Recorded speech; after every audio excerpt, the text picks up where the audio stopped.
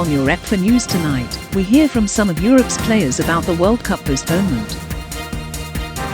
We go down under to hear from some poweroos. We hear all about the Zoom workshops that have been taking place in Austria in recent months. We hear a great story of achievement from Jason Browning in Northern Ireland. We hear about a recent event that took place in Hu in Denmark. And we will hear from Kieran Burns and how he has started his Football for All leadership project.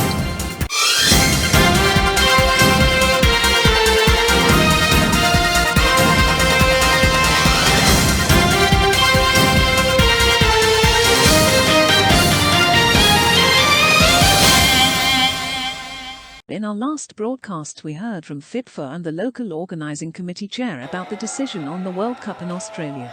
Tonight we hear from some of the players about their thoughts on the postponement and also how they had been managing themselves through the pandemic without power chair football.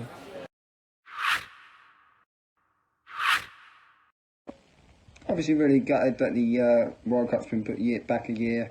Obviously it was done for all the right reasons, but us as a team were obviously disappointed because we had the momentum of winning the Euros last year and obviously carrying on from that success and training hard to obviously become world champions. So it's obviously been put back a year and we've got another year to train and work on obviously our tactics and improve as individual players.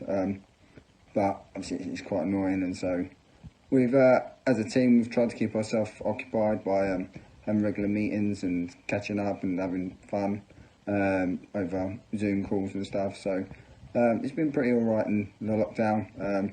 Obviously we're just counting down the days until we can get back in our chairs and start playing again. Hopefully it won't be too long, but as long as everyone's safe and keeping well, then that's all that matters.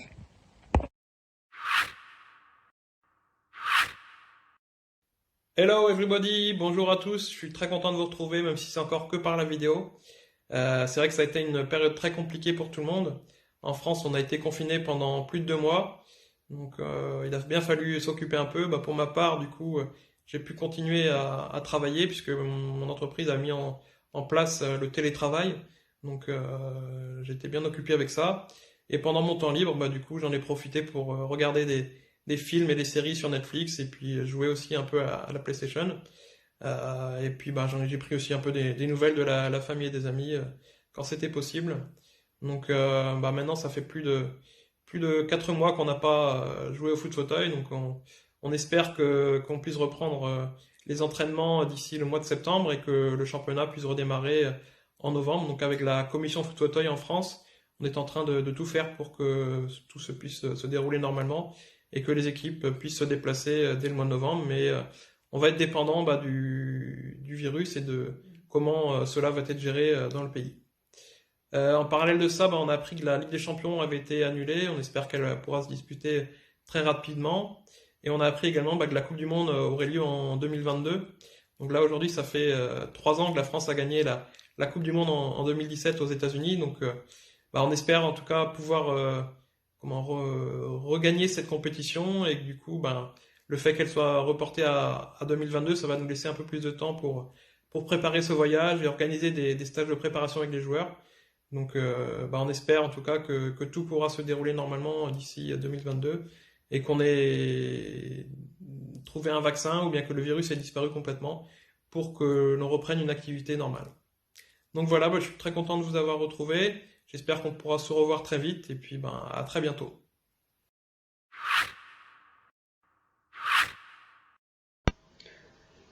I've been managing okay, keeping safe, taking it day by day, but I'm lucky to live in the countryside where there is not many people around. But I'm looking forward to getting back to normal, sharing with club and country with teammates and getting back on the court for some competition. It's not been easy, but I've been watching a lot of old tournaments and I've been sharing with my brother on the Shrive way as much as possible. It's all we can do really. Hopefully we can see everyone back playing soon. I was disappointed, but it was understandable with the current pandemic. I think players keeping safe is more important, and it also gives everyone more time to prepare for the World Cup. When things get back to normal, it will just make everybody more determined and be at their best for the World Cup.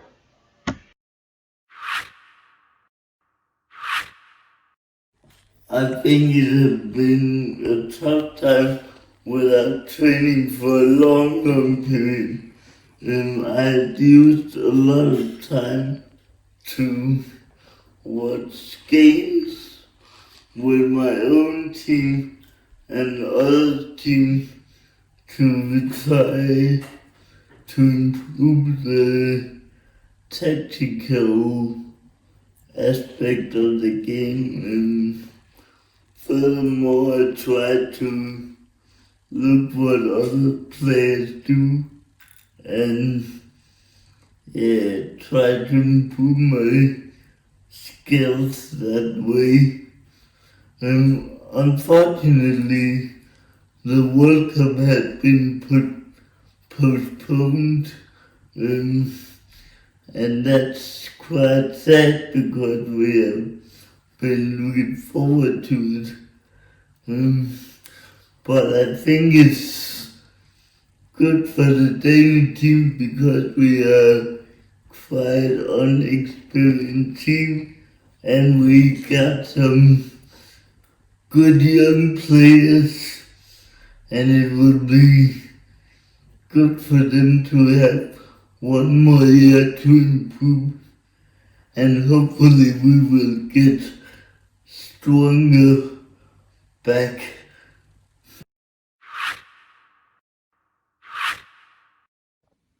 Hey everyone, Scott Holland here, captain of the Lampard football team. I just thought I'd jump on and give you a few of my thoughts about the World Cup being postponed to 2022. Obviously, like many of you, I guess my initial reaction was disappointment. We were all looking forward to 2021, the build-up, preparation, trying to make the squad, trying to get in that plane to Australia. But I guess we can all appreciate that the decision wasn't taken lightly, and it was made with the best interest of everyone involved.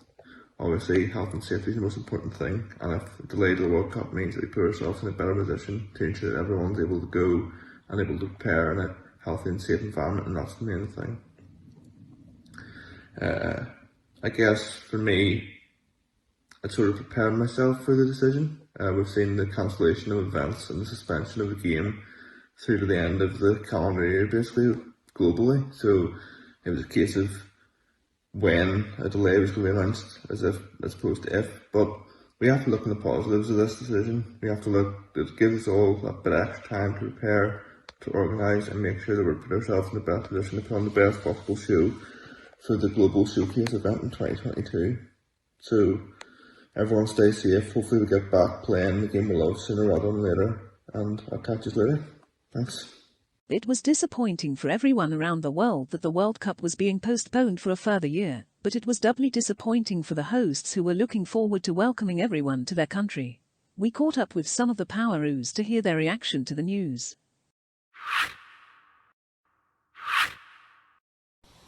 G'day everyone, Tristram here from Australia and the Asia Pacific Oceania Executive.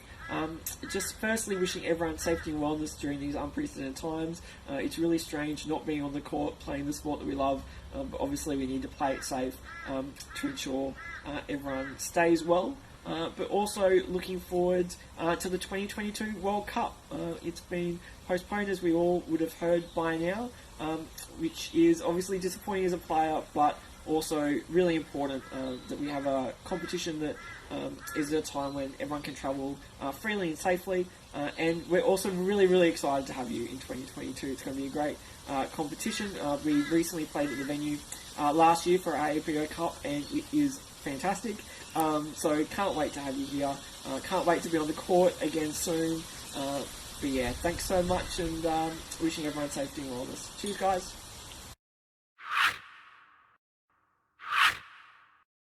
Hey guys, Dimitri Davis here from the Australian Poweroos.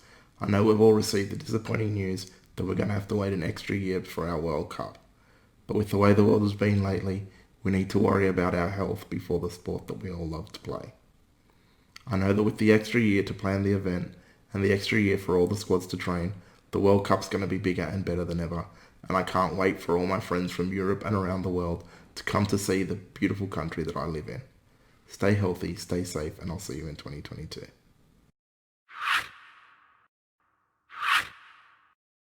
Hey, Power Chair football friends and family around the world. It's been very tough times at the moment with this coronavirus happening around the world. Some other countries are doing it tougher than others. And yeah, it's pretty sad. But on the brighter note of things, I look forward to the Power Chair Football World Cup, the EPFA World Cup, that's going to be in Australia in 2022. It was meant to be next year in 2021, but unfortunately, due to coronavirus, it will be a 12-month postpone. So that will make it in October 2022. I'm really looking forward to everybody coming back to playing, and we haven't been playing for about 6-7 months right now, so since January, and it's pretty tough. It's tough mentally, it's tough physically, it's tough mentally of course, most importantly. I just want to get out there again and see friends and do what we do best and play the game that we love. Really looking forward to 2022 now, and for the FIFA World Cup held in Australia. Can't wait, and just can't wait to play again. And best wishes to everybody around the world, and hopefully you guys can get back on the court, if sooner, rather than later. So cheers, and cheers to all you guys around the world, Power Chair Football family. Love you all, and can't wait to see you all in 2022. Let the games begin. Cheers.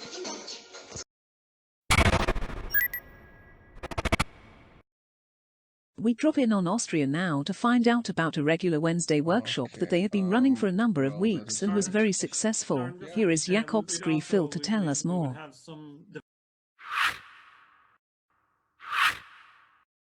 First of all, thanks a lot for inviting me to this quick interview series. I'd like to talk to you about what we've been up to the last couple of months. During the height of the COVID-19 pandemic, of course, we were not able to practice nor play, but still we were not inactive. We had a series of weekly online workshops, which we conducted over the video platform Zoom, where we talked about some important and interesting topics.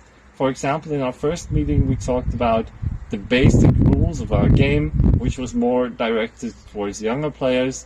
We had a meeting where we talked about tactical issues, which was done by our national coach, Leo Vasile.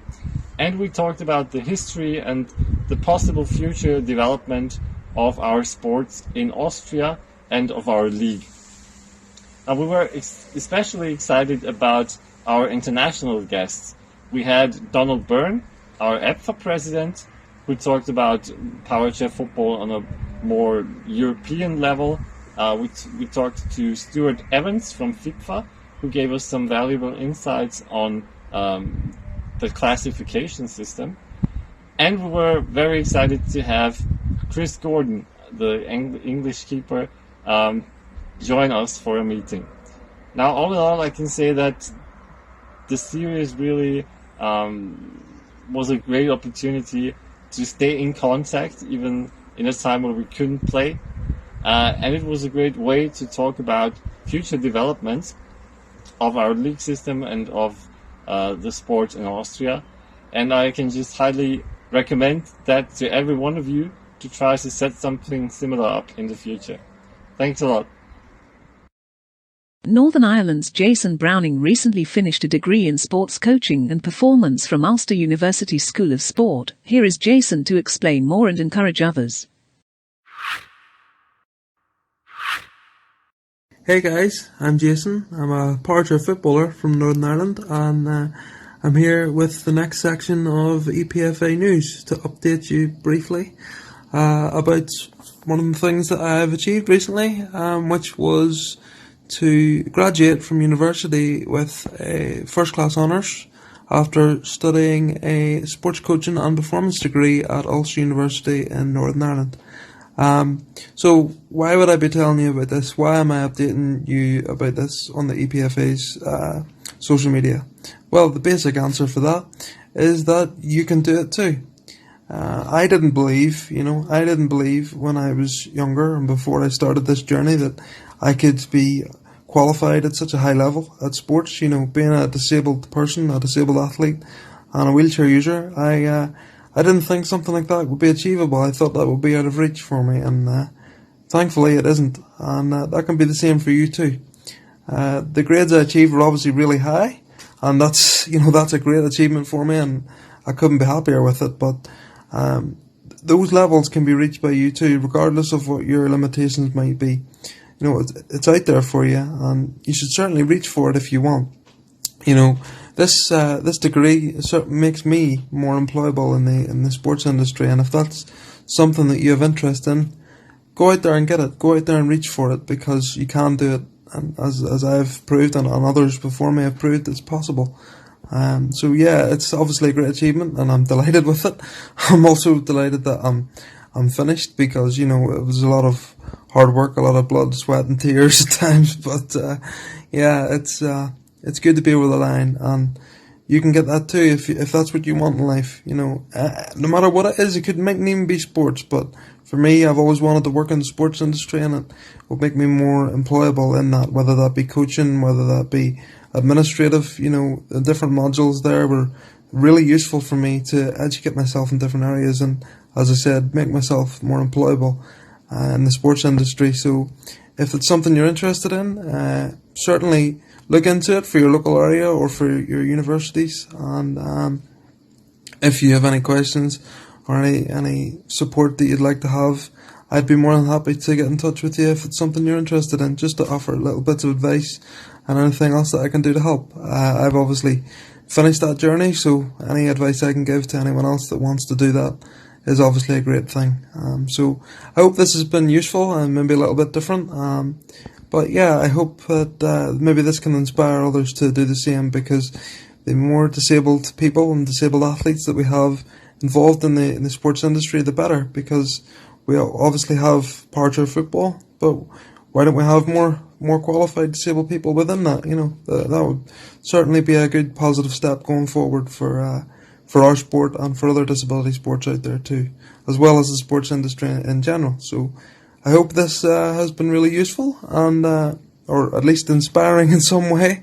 And yeah, get in touch if there's any way that I or the EPFA can help. Thank you, and have a good day.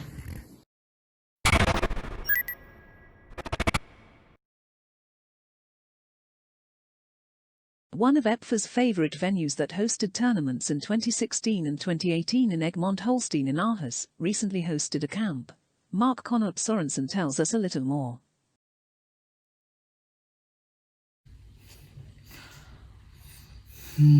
Hi everyone. Last week the power football in Denmark were participating in the sports week at Egmont High School. We were 14 players, including 7 players from the Danish national team.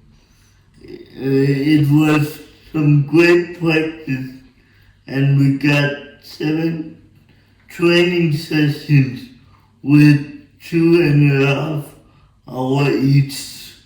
It was nice to be back on the pitch after 3 months without training. We got 2 great coaches, Jakob from Aarhus and Henrik, who is the assistant coach of the Danish national team.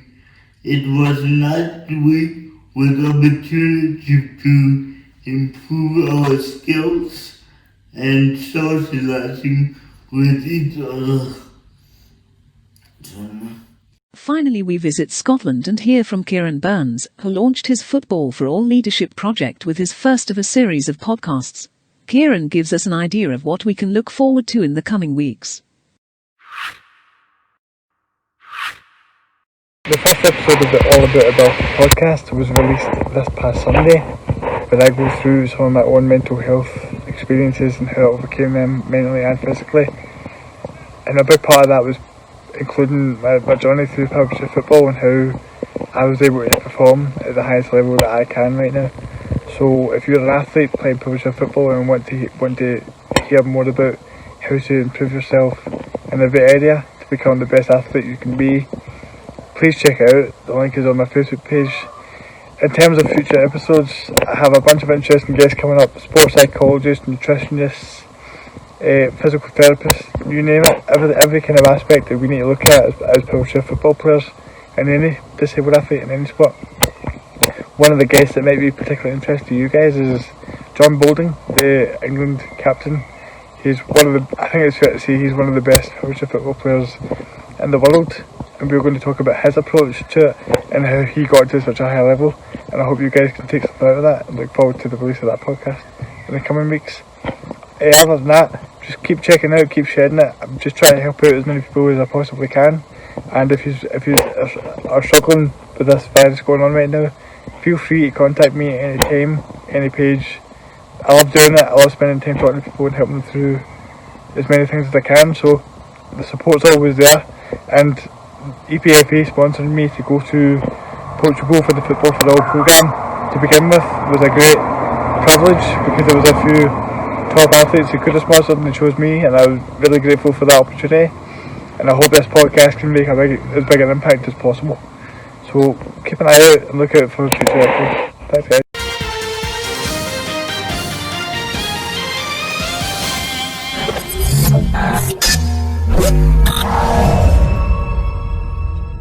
Until next time, take care and stay well.